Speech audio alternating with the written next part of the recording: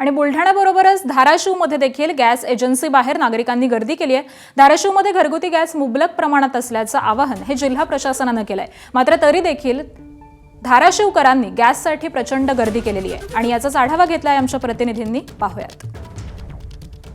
Gas agency बाहेर जी आहे ती गर्दी होताना पाहायला मिळते। धाराशिवची समता नगर परिसरातली गॅस एजन्सी आहे की इथं सकाळपासूनच भल्या मोठ्या रांगा पाहायला मिळत आहेत। अगदी सकाळी 7 वाजल्यापासून या रांगा पाहायला मिळतात।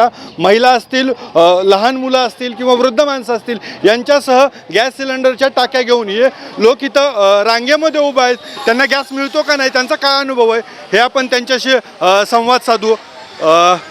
कधीपासून रांगेत येतं? आम्ही 9 वाजल्यापासून आहे। हां, 9 वाजल्यापासून रांगेत आहे। आता नंबर येईल बहुतेक, कार्ड दिले। गॅस संपलेला बुकिंग केलं?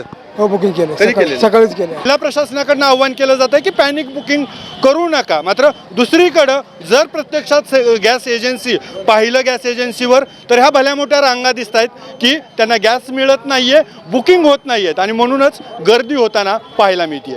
अप्पासाहेब शेळके, एबीपी माझा, धाराशिव। एबीपी माझा, उघडा डोळे बघा नीट।